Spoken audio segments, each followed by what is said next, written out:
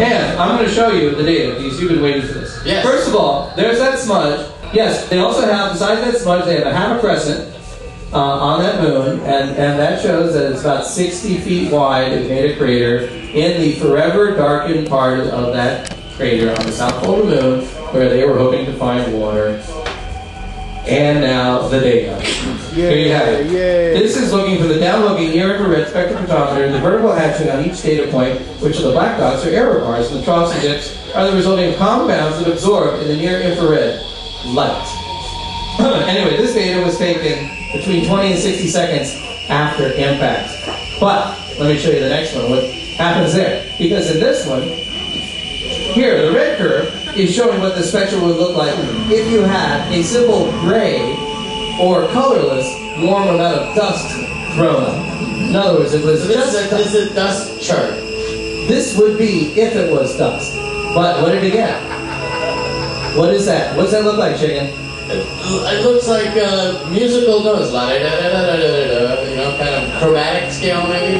Yeah, sure, whatever. Anyway, what they found is they did not get the red line, instead they got the black lines. $467 million. And they had produced a model. And a model, what is a mathematical model? Where we're saying, well, if we think this stuff is in here, and we'll just try and approximate what the data would look like, and then we'll put the data over it, and the model says, yeah, red line, and the real data says, what, Chicken? Black lines, right? Black lines. Black lines, yes, exactly. Right. But one thing for sure. Oh, no, wait. The black line and the red line are all graphs about something that could be dust, about a smudge that's... No, it's not. We remember, the red line, you want to go back? You want to go back a few slides? I got a little confused. I think I might need to go back. Okay. David, go back. So there was a smudge. 2 slides, David. Someone photoshopped a smudge onto a photo. There, yeah. Okay, this is if it's just dust. That's just dust. But it's not dust. Yeah, this is what they got. This is what they thought. If it's only dust, we're going to see this. They got that. Right. Is this a, oh. Is that slide 12? Yeah, it makes perfect sense. Okay, I want you to understand this very carefully. So this is the dust or the smudge? No, this is the ratio of the pre to post impact ultraviolet visible light. And this data is showing you that over here you have these blue bars, the arrows pointing up. That's what it's showing you there. They're going up. Yeah, and there's a general increase over time as a result of the sunlight reflecting off the dust dust grains inside the ejected cloud that was thrown up when the Centaur booster impacted inside the forever darkened crater, which is the coldest place known in the universe. Let me explain that to you. Okay. The sharp vertical areas there indicate, in the blue areas, they are indicating the emission lines associated with hydroxyl. You see, when water is frozen for 1 billion years in the bottom of a crater, and then hit with a rocket booster and thrown up into a dust cloud, and then it rises up and hits sunlight for the first time in 1 billion years, what happens to that little bit of water vapor? Well, immediately disassociates into hydrogen and hydroxyl. I want you to know that the hydroxyl emission lines pointed out here as a function of time, they were flat before the impact, after the impact, not flat. Not flat. Okay, you notice that? Okay, now I'm going to kill you now. We're getting back to this one here. Now, again, this red curve now is showing what it would be if it was the dust and all the other ejected stuff they imagined without the water. And they clearly see the hydroxyl is affecting it. So, yeah, there's water there. And even because of the amount, they can tell by how far it is from the red line to the black line.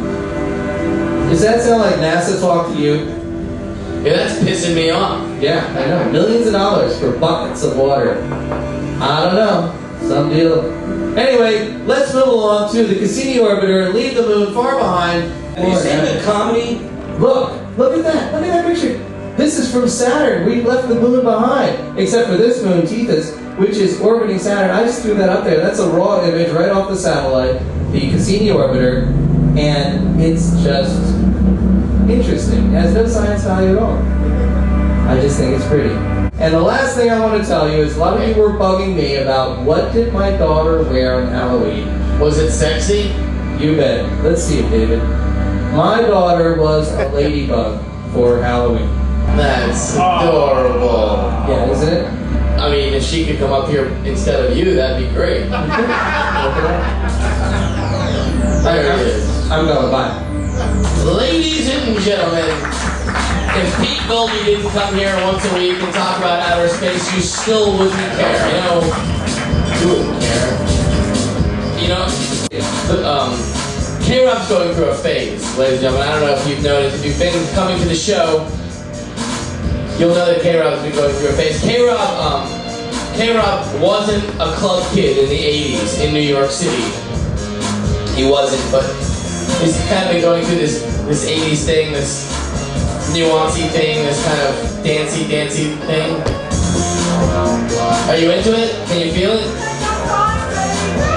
Yeah. We're gonna let him play it just for another second or two, but then he's gonna play real show music, and we're gonna start the show. We'll just wait here for it.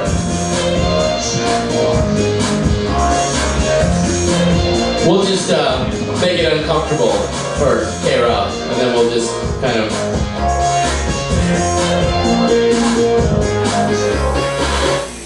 And then we'll introduce Dr. Hal, and here he is. Fear no more the heat of the sun, nor the furious winter's rages. Thou thy worldly task hast done. Home art gone, and ta'en thy wages. Golden lads and girls all must, like chimney sweepers, come to dust. Fear no more the frown of the great. Thou art past the tyrant's stroke. Care no more to clothe and eat. To thee the reed is as the oak. The sceptre, learning, physic must all follow this, and come to dust. Fear no more the lightning flash, or the all-dreaded thunderstone. Fear not censure, slander rash. Thou hast finished joy and moan. All lovers young, all lovers must consign to thee, and come to dust. No exorciser harm thee, nor no witchcraft charm thee. Ghost unlaid forbear thee, nothing ill come near thee. Quiet consummation have, and renowned be thy grave. Well, we're back, and the Ask Dr. Hal Show is ready for another pulse-pounding episode. Keep watching the sky. Why do I keep drinking this stuff? Because there's a lot of it.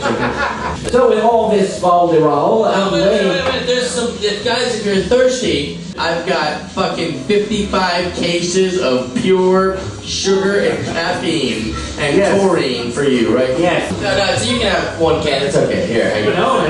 No, just take it. I'll take a sip. Have to, why not? What's the difference? It's like triples, it's out of control over here. Okay, you ready? Yes, I'm quite ready. Okay, so here we go. Our first question of the night. Yes. You drinking it? I had some, yes. Makes Fernet taste like candy. Ladies and gentlemen, you know those other things? the guy will literally laugh at anything I say. That's always good. He's laughing right now. Always want him in the audience. I drove him home a couple weeks ago. He laughed the entire way home. Well, he laughed on the way back. That's the question. It gets old after a while. Yeah, I then it's not funny. Well, He's still laughing. It's what we call a laugh leader in the question answering business. Anyway, there is another matter that I got this question. I'm going to ask this question. What is the Yeah, wait, hold on, watch this, ready? Abortion. Boy, it's too easy, this guy. There's something wrong. Hold on. No, it's okay, it's going to be fine. Okay, here we go. What could be wrong? We have a certain...